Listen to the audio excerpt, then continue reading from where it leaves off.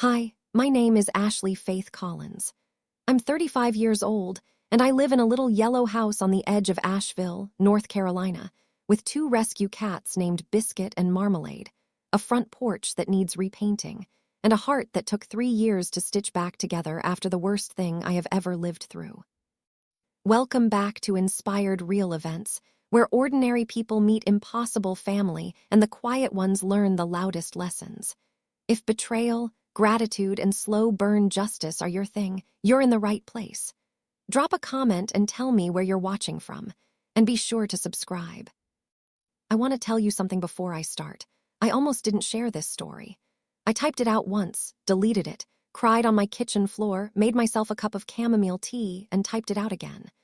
Because I think there are women and men sitting somewhere right now, reading this with shaking hands, recognizing pieces of their own lives in mine.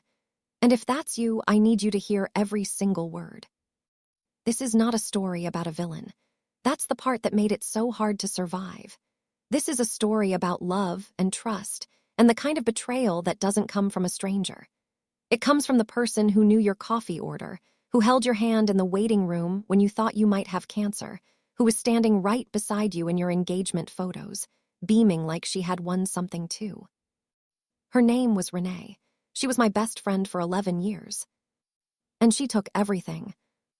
Ha ha ha, I laugh now sometimes in that hollow way when I think about how completely blindsided I was. How I handed her the keys to my entire life and said, "Here, come on in." How I had no idea. But let me start at the beginning. Because this story, like all real stories, doesn't start with the betrayal. It starts with the love. I met Daniel James Harlow on a Tuesday in October, and I want you to understand, I was not looking. I was actively, aggressively not looking. I was 28 years old, freshly out of a 2-year relationship with a man named Marcus who had told me, and I am not exaggerating here, that I was too emotionally available. Too emotionally available. I sat in my car after he said that, and I actually laughed out loud, not the hollow laugh, the real one, and I thought, okay, universe. Message received. I am done with men for approximately the rest of my natural life.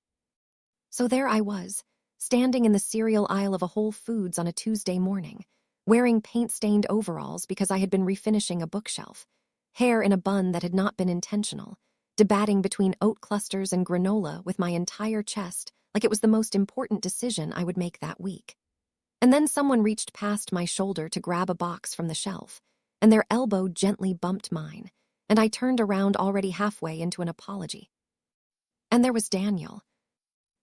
Even now, thinking about that moment, something in me goes soft and sad at the same time, because he was so genuinely beautiful. Not in a polished way, not in the way of men who know they're handsome and hold that knowledge like a credit card they can swipe whenever they want. He was beautiful the way old wood is beautiful, warm, honest, a little rough around the edges in the most wonderful way. He had dark brown hair that curled a little at the ends because he always forgot to get it cut, and his smile was slightly crooked on the left side, like it had been put on in a hurry and never quite straightened out. "Sorry," he said, "I have a cereal problem." I looked at the box he was holding. It was the exact same granola I had just picked up. "Ha ha ha, so do I apparently," I said. He laughed. It was a real laugh from the belly. The kind that makes you feel like you've been invited somewhere warm. His name was Daniel Harlow. He was 31. He was a landscape architect who designed green spaces for urban buildings, rooftop gardens, courtyard parks, living walls covered in climbing vines, and he had the kind of eyes that looked at you like you were saying something important, even when you weren't saying anything at all. We talked for 40 minutes in that cereal aisle. 40 minutes. Someone had to squeeze past us 3 times and gave up and took a different route through the store, and neither of us noticed. He asked for my number when we finally walked toward the registers. Not in a slick way. He stumbled a little over the words, ran a hand through that curly hair, and said, "I know this is kind of a cereal aisle thing to do, but I'd really like to talk to you again." And he gestured at the granola boxes we were both holding and said, "Clearly we have the same taste." I gave him my number. I drove home smiling so wide my cheeks hurt, and I called Renee before I had even pulled out of the parking lot. Renee, oh Renee. She screamed so loud I had to hold the phone away from my ear. "ASA Chelly, why Faith Collins," she hollered, and I could hear her laughing on the other end. "Did you just meet a man in a cereal aisle like a movie? Because that is the most you thing I have ever heard in my life." I was laughing too. We were both laughing. I was so happy I was almost breathless. "Tell me everything," she said. "Every single thing, don't leave out one detail." And I did. I told her everything. Because that's what we did, Renee and I, we told each other everything. That was the problem. Daniel called 2 days later, not a text, an actual phone call, which in itself should have made me want to marry him immediately. And we went to dinner at a little Italian place downtown where the tables were too close together, and the candles were stuck in old wine bottles, and the pasta was homemade, and we talked for 3.5 hours without once looking at our phones. By our fourth date, I knew. Not in an anxious way. Not in the way I had known with Marcus, which had actually been Hope wearing a very convincing disguise. This was different. This was quiet and solid and real, like finding your footing on ground you didn't know you'd been searching for. By our fourth date, Daniel knew too. He reached across the table in the middle of telling a story about a rooftop garden he'd designed in Charlotte and just took my hand. Didn't make a big thing of it. Just held it lightly, like it was the most natural thing in the world. And it was. We moved through that first year like something out of a dream.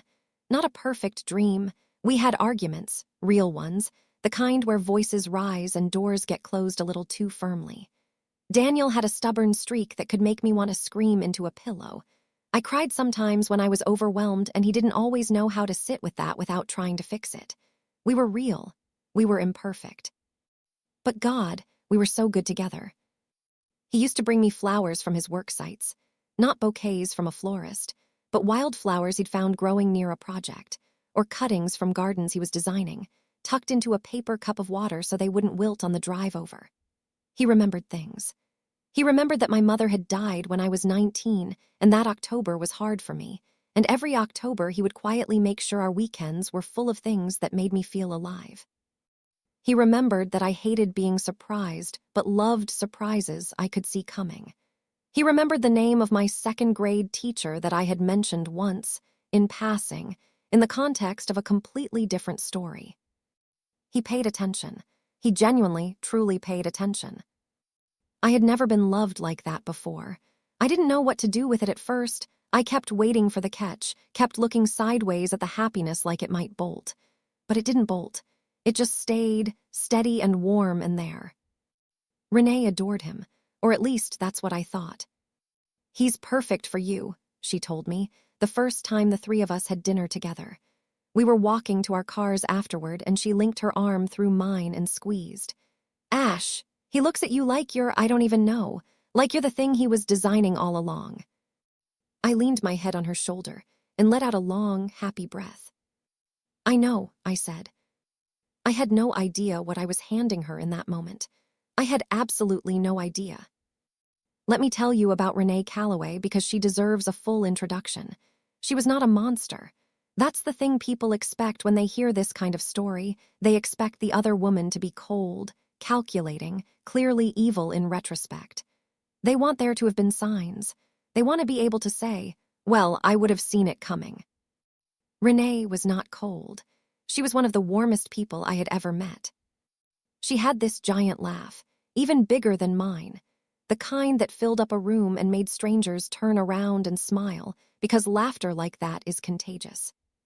She had long, natural hair that she wore in locks, and she was almost exactly my height, so we borrowed each other's clothes constantly. She was a physical therapist with a practice downtown, and she was extraordinary at her job. Her patients loved her with a fierce, grateful kind of love, because she had this rare ability to make people feel seen and safe at the exact moment when they felt most broken.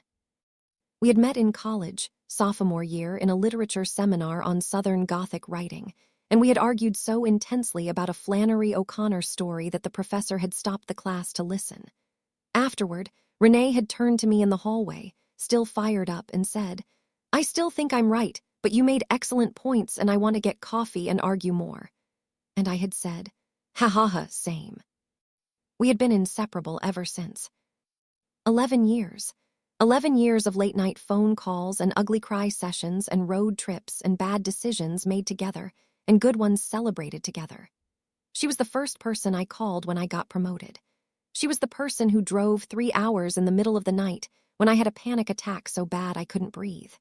She flew to meet me in Portland when I went to scatter my mother's ashes at a place Mama had always wanted to see. She was, in every way that mattered, my person, my soul friend, the one I would have called my sister if I'd had the chance to choose. And she loved Daniel. She genuinely seemed to love Daniel, not in that performative way where friends pretend to like your partner because they like you, but in a real, authentic way. She complimented him to me constantly. She asked about his projects with what seemed like genuine interest. At my birthday dinner the year after Daniel and I had started dating, she gave a little speech at the table about how glad she was that I had finally found someone who deserved me, and she teared up a little, and I teared up too, and Daniel reached over and took my hand. Everything seemed exactly the way it was supposed to be.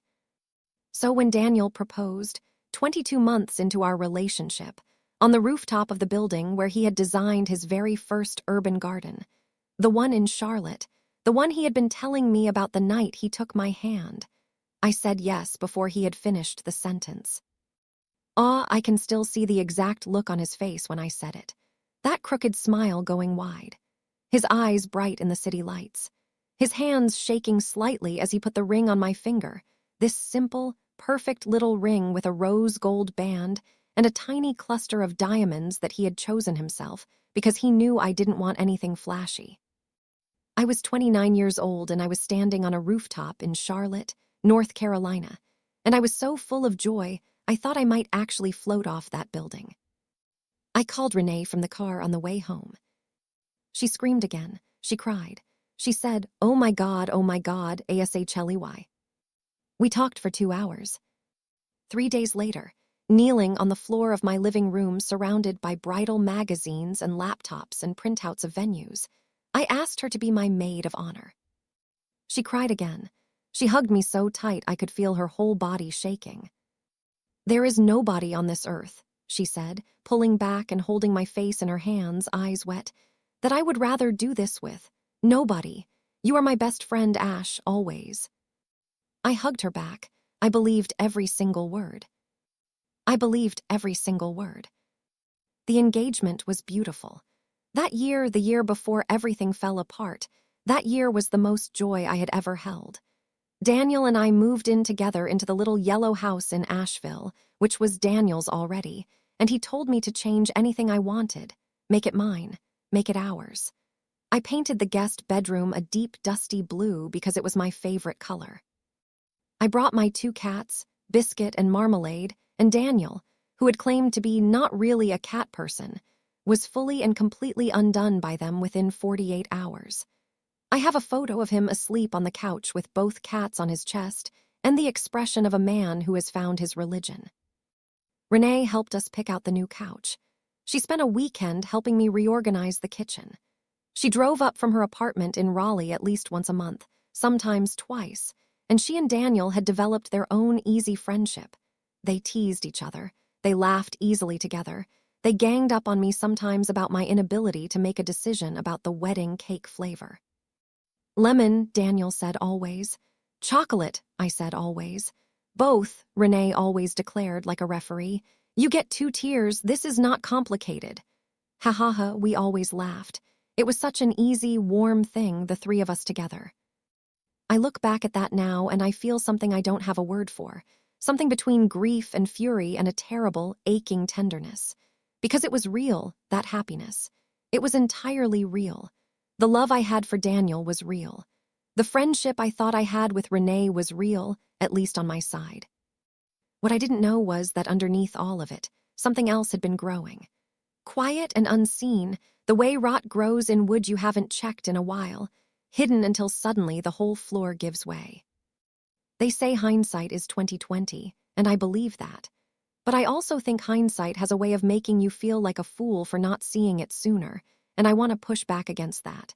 Because the thing about betrayal that happens close, betrayal that lives inside your own home, inside your own friendships, is that you are not designed to see it.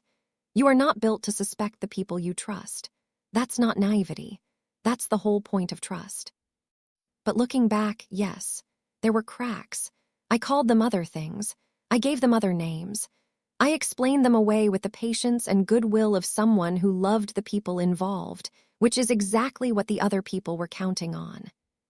The first crack appeared about 4 months after Daniel, and I moved in together. Renee had come up for the weekend. She did this often, so often that we'd given her a key, which still makes something in my chest seize up when I think about it, and we had gone to a winery about 20 minutes outside of Asheville. The three of us were sitting on the terrace as the sun went down, glasses of wine in hand, and I had gotten up to use the restroom. I was gone maybe 6 minutes.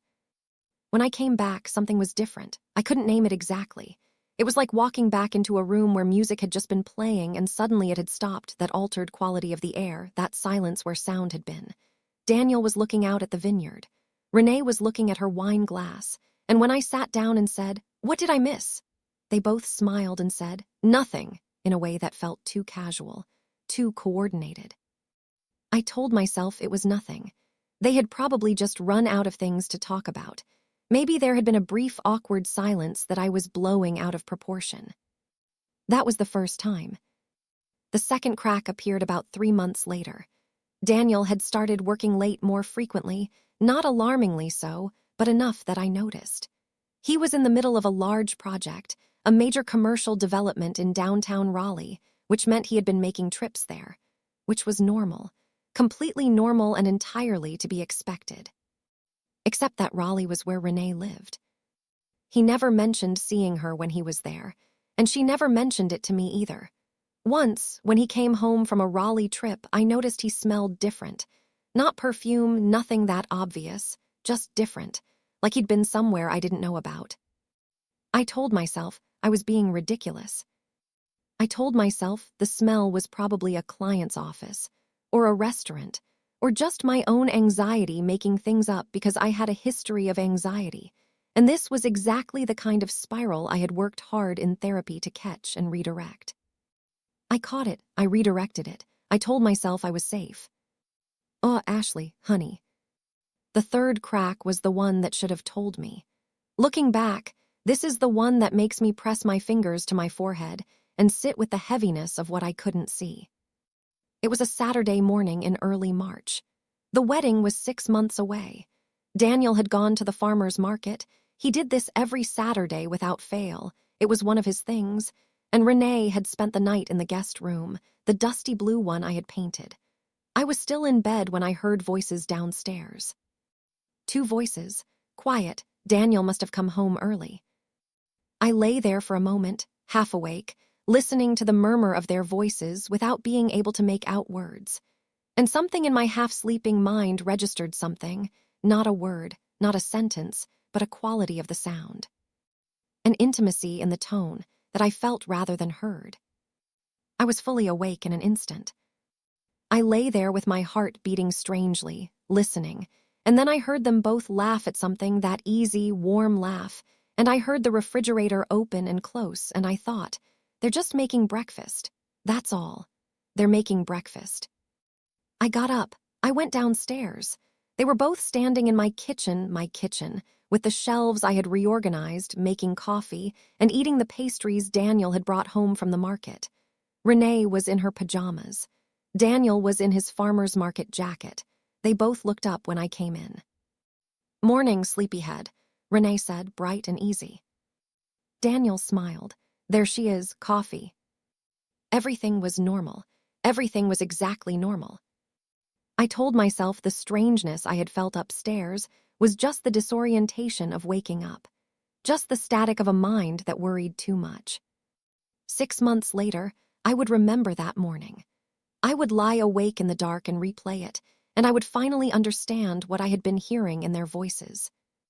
The wedding was 4 months away when I found out. I want to be precise about how it happened because there was nothing dramatic about the moment of discovery. No confrontation scene, no screaming match, No suspicious behavior that made me pick up a phone and start snooping. That's what makes it so strange. Still, it was accident. Pure, stupid, heartbreaking accident. It was a Wednesday evening. Daniel was in the shower. His phone was on the kitchen counter, which was normal. He always left it there when he showered.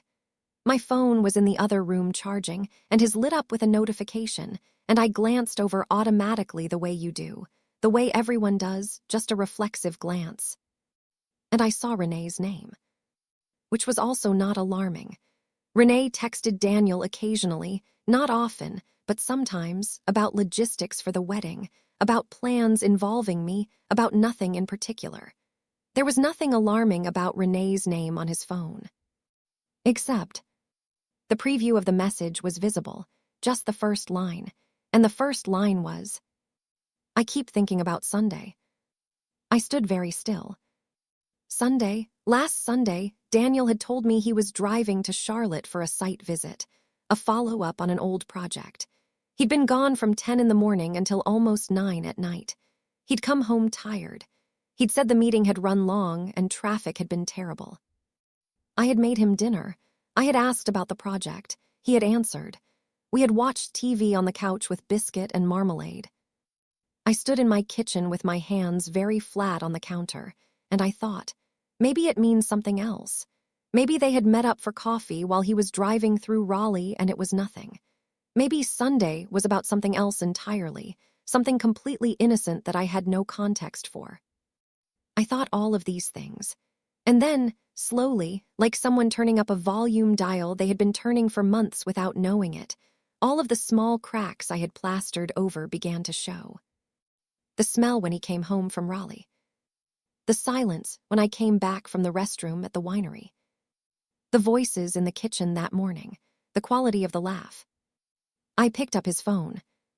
He had not locked it. He never locked it. We had that kind of relationship, or I thought we did. I opened the thread. I will not repeat everything I read. I won't. Not because it's too painful, though it is, it still is, even now, but because some things are not mine to display. But I will tell you what I understood within the first minute of reading, with perfect and terrible clarity. This had not started recently. This was not a new thing. This was not a moment of weakness or a single mistake made on a Sunday in Charlotte. By the timestamps I could see in that thread, this had been going on for at least 7 months. 7 months. The wedding was 4 months away, which meant that while Daniel and I were choosing table linens and tasting cake, while Renee was texting me photos of bridesmaid dresses and asking me about the florist, while she was standing in my kitchen eating pastries from my farmer's market in the guest room I had painted dusty blue for her, this had been happening. I put his phone back on the counter, exactly where I had found it. I walked upstairs. I sat on the edge of our bed with my hands in my lap, and I did not move for a very long time. The shower turned off. I heard Daniel moving around in the bathroom. I heard him humming something. He was humming something. And I thought, he is in there humming. He is in there humming, and I am sitting here, and the entire world that I thought I was living in is not the world I have been living in. When he came out, towel around his waist, that crooked smile appearing when he saw me sitting there. I said very quietly, "Who were you with on Sunday?" What I remember most about that night is not the screaming.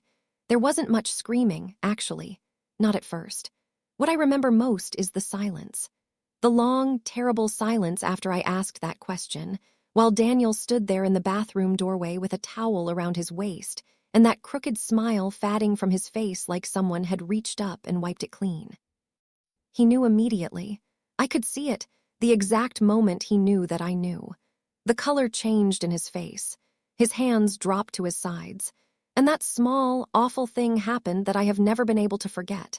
His eyes went to his phone on the counter before they came back to me.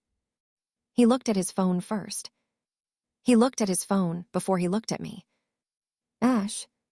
"Don't," I said. My voice was so calm it frightened me. "Just tell me, was it Renee?" Another silence. And in that silence, the last little shred of hope I had been holding, the part of me that had been praying desperately that I had misread something, that the messages meant something different, that there was another explanation, that shred dissolved. "Yes," he said. "Just that, yes, one word. I have been broken in my life.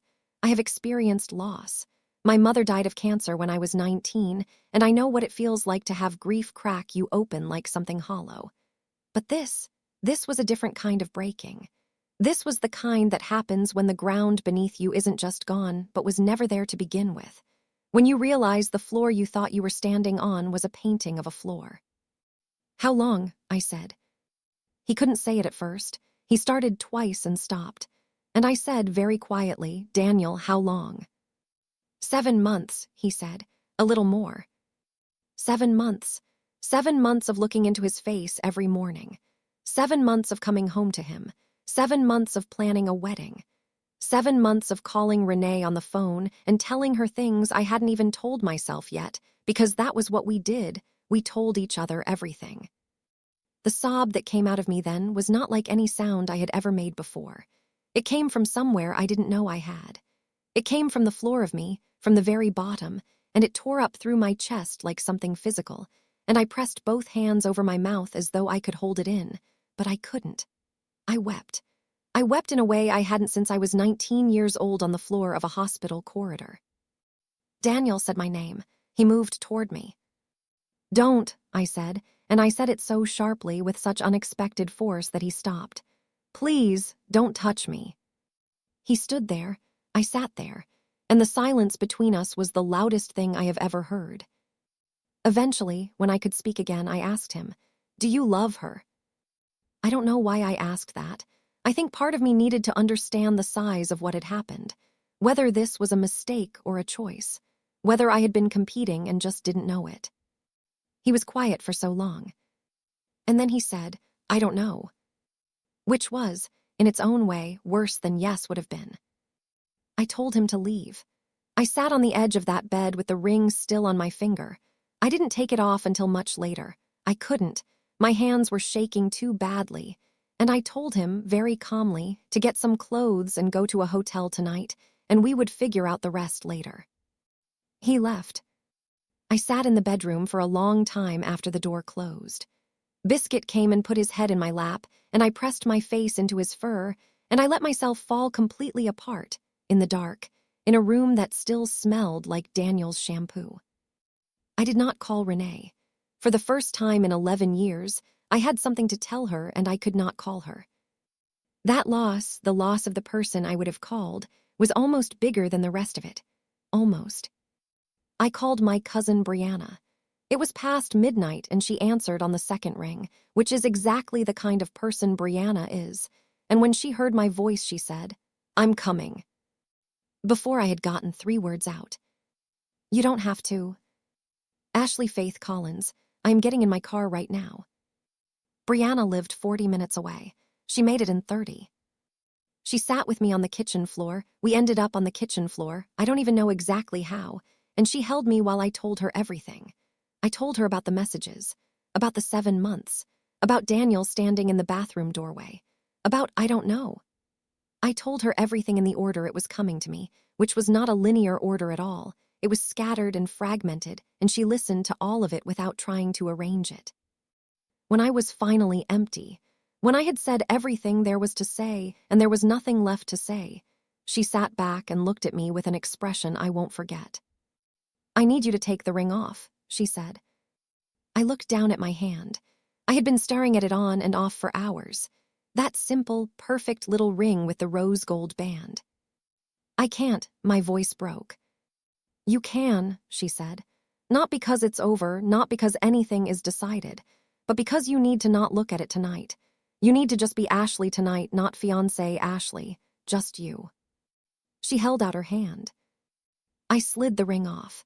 My finger felt strange and bare and cold. I put it in Brianna's hand, and she closed her fingers around it gently. "There," she said. "It'll be here. I'll keep it safe." I let out a breath I felt like I had been holding for hours. Brianna stayed the night. She slept in the dusty blue guest room, Renee's room, I thought, in a wave of revulsion, and then I thought, no, it's not her room, it was never her room. It's Brianna's room tonight. In the morning, I had to decide what to do about Renee. I had not heard from her. I didn't know if Daniel had contacted her to warn her. I sat with my coffee and stared out the window at Daniel's garden. His rooftop influence had spilled over into the yard, and there were climbing things on the fence and a raised bed of herbs and a little stone path he had laid himself. And I thought about 11 years. I thought about Flannery O'Connor and a literature seminar and a hallway argument that had started everything. I thought about her holding my face in her hands and saying, "There is nobody on this earth I would rather do this with. Nobody. You are my best friend, Ash, always." I picked up my phone. She answered on the first ring. "Hey, morning," and then, hearing something in whatever silence I was projecting through the phone. "Ash, you okay?" "I know," I said. Silence. "Ashley." "I know, Renee." My voice cracked, but it didn't break. 7 months, I know. The silence on the other end was the longest of my life. And then, very quietly, she said, "I'm so sorry." And she started to cry. I sat there listening to my best friend cry. My best friend who had been sleeping with my fiancé for 7 months. My best friend who had held my face in her hands. And I felt something I had not expected to feel. Pity. Not rage, that came later. Not hate, that came later too. In that first moment, what I felt was a sweeping, devastating pity, because the Renee crying on the phone was not the Renee I had thought I knew. And whatever the Renee I had thought I knew had been, she was gone now, and I was grieving her too. "I know you're sorry," I said, "but I can't talk to you right now." I hung up. I put the phone face down on the table. Brianna put her arm around my shoulders. I let myself be held. Here is something nobody tells you about this kind of betrayal. The immediate aftermath is not the hardest part. The immediate aftermath is full of adrenaline and grief and busyness. There are things to do, calls to make, logistics to handle.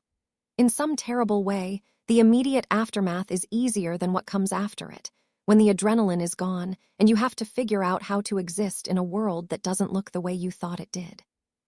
But first, the immediate aftermath.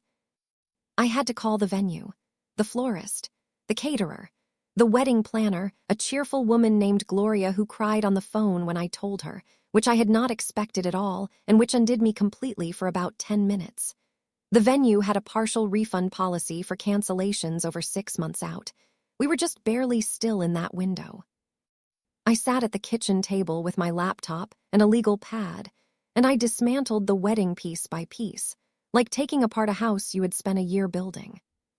Daniel called twice. I didn't answer. He texted twice. I didn't respond. He left a voicemail. I listened to it once, sitting in my car in the driveway, and the sound of his voice was so familiar and so wrecked that I had to put the phone in the glove compartment and sit there with my hands pressing down on the steering wheel until I could breathe normally. He wasn't calling to fight. He wasn't making excuses. He was calling because he was falling apart, and even now, even after everything, some helpless part of him wanted to fall apart with me, the way we always had, and that was perhaps the most devastating thing of all, that even in the destruction of everything, his instinct was to come to me. I couldn't talk to him, not yet. Renee didn't call again. She texted once, 3 days later, a long message that I could see the opening of in the preview and that I did not open for 2 weeks. When I finally did, it was a letter more than a text, several paragraphs long, trying to explain, trying to apologize, trying to give me the shape of how it had happened. I read it once. I won't share the details of what it said, because some of that belongs to her, even now. What I will say is that she did not minimize it. She did not make excuses. She said she had been in love with Daniel. She said she knew exactly what she had done. She said she did not expect forgiveness, and that she understood if I never spoke to her again. I put the phone down after I read it, and I sat with it, and I thought about 11 years, and I thought about the winery terrace and the kitchen that morning and the dusty blue room. I did not respond. Our mutual friends, we had many, because 11 years of friendship builds a whole social world around itself, were thrown into confusion and grief. Some of them reached out immediately, with love and outrage and casseroles, because Southerners bring food in times of crisis, and I have never been more grateful for that tendency in my life. Some of them didn't reach out for a while, and I understood that too. They were navigating their own relationships with both of us, trying to figure out what to do. A few, a very small few, said things to mutual friends about both sides, and those people exited my life quietly, and I did not chase them. I am not angry at the people who didn't know what to do. This was not an easy thing to know what to do with. The wedding invitations had already been sent, 64 of them. I had to send a follow-up, a little card that said only that the wedding would not be taking place as planned, and I apologize for any inconvenience. With love, Ashley. I sat at the table and I addressed all 64 by hand, because I couldn't figure out how else to do it, and I wept over about 20 of them in a way that made the ink blur. Brianna addressed the rest. I let her. That's another thing nobody tells you. You have to learn to let people help you. It doesn't come naturally, not for everyone. Not for me. I am the helper, usually. I am the one who shows up. Learning to be the one who is shown up for learning to receive, to let people hold things when I couldn't hold them myself, that was its own kind of work. Work I had to start immediately, before I had even begun to understand what had happened. There is a moment, it comes about 3 weeks in, where you realize that the crisis phase is ending.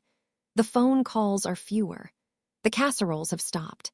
People have gone back to their own lives, as they should, and now it is just you and the quiet and the long work of figuring out who you are on the other side of something like this. I had been in therapy before, good therapy, with a woman named Dr. Mara who had helped me through my mother's death and through a difficult period in my late 20s. I called her the week everything happened, and I told her I needed to come back, and she made room in her schedule for me.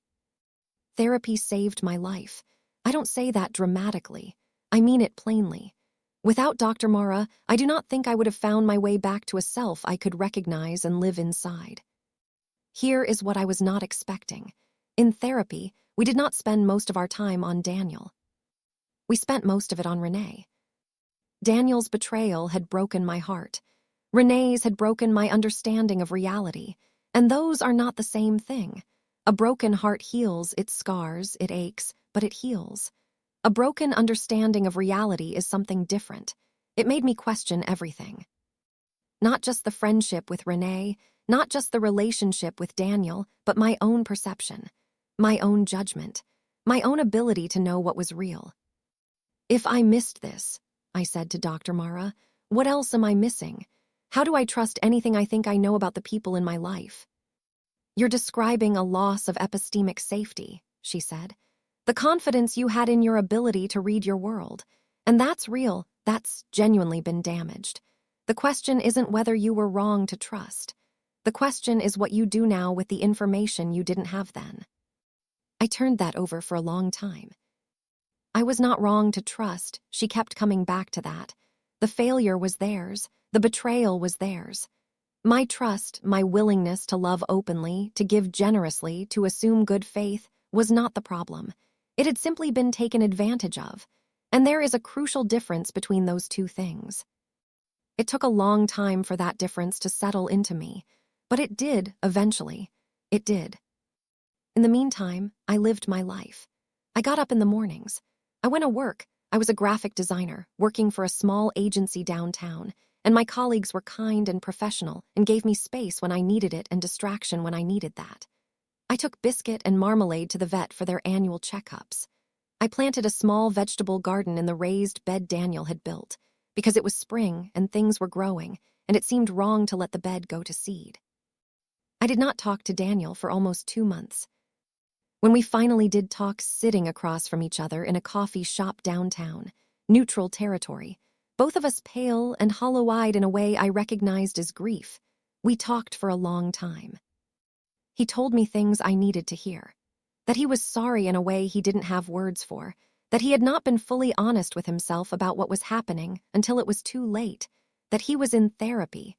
That he understood there was no version of this where he had not caused real and lasting harm to someone who had trusted him completely.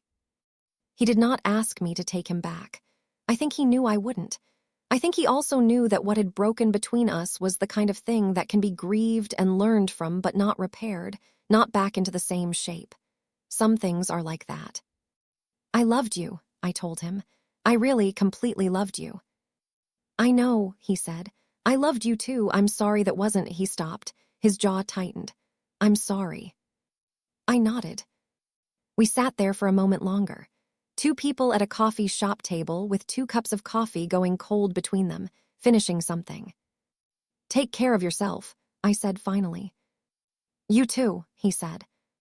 I walked out into the spring sunlight and I stood on the sidewalk and I breathed. In and out. The air smelled like coffee and cut grass and something blooming somewhere nearby. I was 30 years old. I was alone. My heart was in pieces. But I was standing. I want to tell you something I did not expect. I found things in the ruins. That sounds strange, I know. That sounds like the kind of thing people say in inspirational posts accompanied by a sunrise photograph in some kind of sans serif font, and I have a complicated relationship with that genre of comfort because it so often glosses over how much the dark actually costs. So I want to be clear. I am not telling you that everything happens for a reason. I don't believe that. I am not telling you that the betrayal was a blessing in disguise. It wasn't. It was a devastating thing that happened to me, and I would have preferred for it not to have happened, and I carry it still. But I found things. The first thing I found was Brianna. I mean, I had always had Brianna. She had been in my life since birth. Literally, she was born 3 months before me, and we had grown up within a 10-minute drive of each other. But we had been close in the way of family, in the automatic, gravitational way of people who share bloodline and holidays and childhood memory. We had not been close in the way I had been close with Renee, that chosen sister closeness, that intimacy of real friendship. In the year after everything, we became that. Brianna is nothing like Renee. She is quieter, drier, less warm in the immediate surface way. She doesn't have that big laugh. She has a small, precise one that she gives only when something has genuinely earned it, which makes it better than most big laughs I have ever heard. She is steady in a way that I came to understand is rarer and more valuable than I had known. She doesn't say things she doesn't mean. She doesn't perform warmth.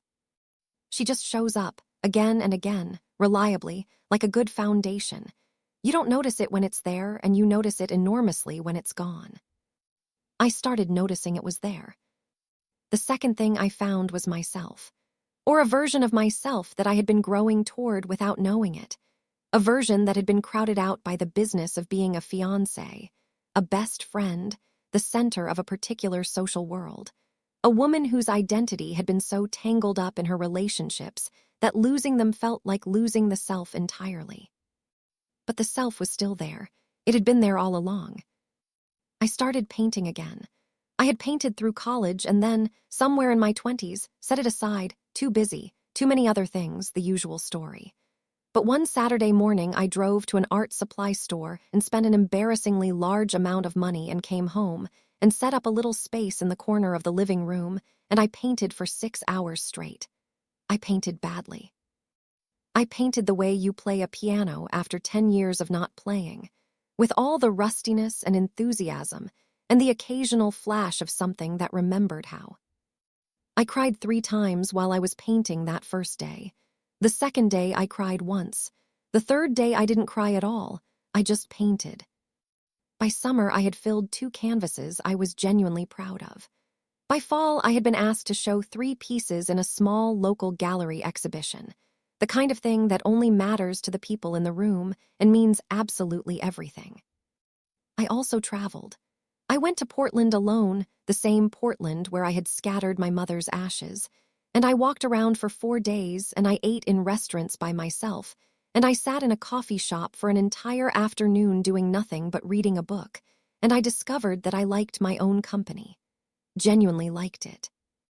Not in a consolation prize way, not in a making the best of things way, but in the way of someone getting reacquainted with someone they had lost track of and finding them interesting.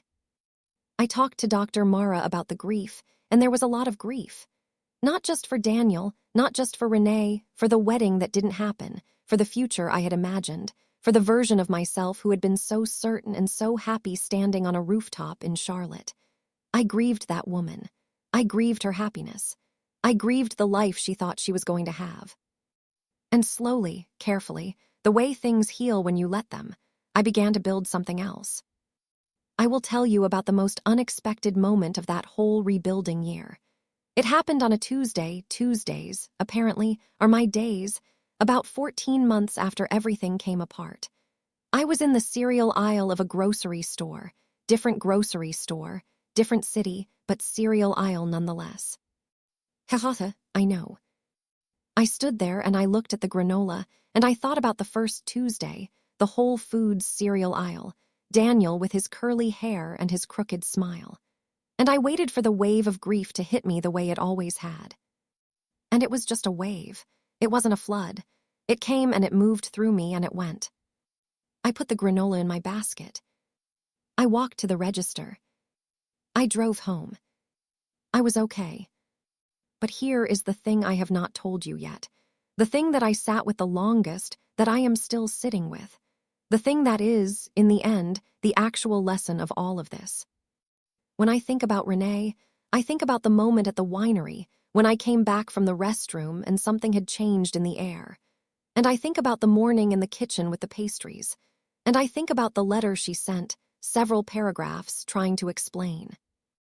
In that letter, the one I haven't shared the details of, she wrote something that I have turned over in my mind more times than I can count. She wrote that she had been in love with Daniel for a long time before anything happened, that she had fought it, that she had tried, that she had told herself it would pass. She wrote that she was ashamed in a way she didn't have words for, and that the guilt of it had sat inside her like a stone for 7 months, and that she had no defense, no excuse, no way to make it make sense.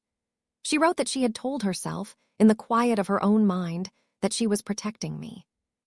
That she had thought, catastrophically and wrongly, that she could handle it, could contain it, could let it run its course without hurting anyone. She had been wrong, and she knew she had been wrong, and the knowing didn't fix anything. I'm not telling you this to make you feel sorry for Renee. I'm not there yet myself, and I don't know if I ever will be, or if that even matters. What I am telling you is that betrayal, in my experience, does not usually come from a mustache-twirling villain who wants to destroy you. It comes from people who are flawed in the way all people are flawed, people who want things they shouldn't want, who make choices they know are wrong, who tell themselves stories to survive the knowledge of what they're doing. That doesn't make it okay. Nothing makes it okay.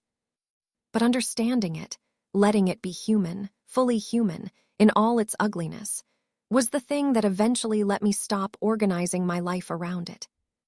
I had been betrayed, hugely intimately, by the people I loved most, and I was still here, still whole in the ways that count, still capable of joy and love and planting things in raised beds and painting badly on Saturday mornings and standing in cereal aisles and being okay. That turned out to be the most important thing I had ever learned about myself. So, 5 years. I am 35 years old. I live in the little yellow house in Asheville. Yes, the same house. It was in Daniel's name and he signed it over to me without a fight, which was the last thing he did for me and which I accepted with a quiet, complicated gratitude. The porch still needs repainting, but now I'm thinking about the color, considering something bolder than the original cream. Maybe green, something that suggests growing things. Biscuit and Marmalade are 8 years old now, chunky and opinionated and deeply convinced that the house is theirs. They are correct.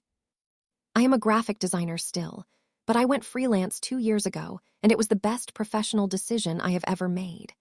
I design brand identities for small businesses, mostly, women-owned businesses especially, and there is something satisfying about helping someone build the visual language for something they're pouring their heart into. I understand that now, in a way I don't think I fully did before. I show my paintings, not in major galleries, small ones, local ones, the kind that smell like coffee and new paint and community. I sold my first piece 8 months ago to a woman who stood in front of it for a long time and then turned around with wet eyes and said, "How did you know?" I told her I had just painted what I felt. She nodded like that explained everything. It does, I think. I am in a relationship. I'll tell you that plainly, without a lot of fanfare, because it is not the point of this story and I don't want it to be. His name is James, and he is gentle and funny, and he grows tomatoes in his backyard with a dedication that Daniel, landscape architect and all, would have found honestly impressive. He makes me laugh every day. He is not Daniel, he is James, fully himself, and that is exactly what I needed. not a replacement for the thing I lost, but a new thing entirely, arrived in its own time when I was ready. I am ready. I was ready in a way that surprised me, quietly, without announcement, after all the work of becoming someone who wasn't organized around loss. Renee and I have not spoken. I think about reaching out sometimes. I think about the 11 years. I think about the girl in the hallway who said, "I still think I'm right, but you made excellent points." I think about Portland and the way she could make me laugh until I couldn't breathe. I miss her, some days, in a complicated way that I've learned not to explain to people who haven't lived it. But I haven't reached out. Not yet. Maybe not ever. I've made my peace with not knowing whether that will change. What I know is this. I am here. I am whole. I am Ashley Faith Collins, 35 years old, living in a yellow house in Asheville with 2 fat cats and a garden that still has traces of someone else's love in its design and is growing things of its own now, new things that are entirely mine. I tell this story because I needed to tell it. Because it has been living inside me for 5 years, this particular arrangement of love and loss and betrayal and survival, and because I believe that stories shared have a kind of power that stories held secret cannot. If you are sitting somewhere right now, recognizing yourself in these pages, if you have been loved and lost and wondered if you would ever come back to yourself, I want you to hear me. You come back. Not the same, not undamaged, not without scar tissue and complicated feelings and nights when the grief rises up again in ways you didn't expect, but you come back. I promise you, you come back. And what you find when you get there might surprise you. It surprised me. It surprised me every single day.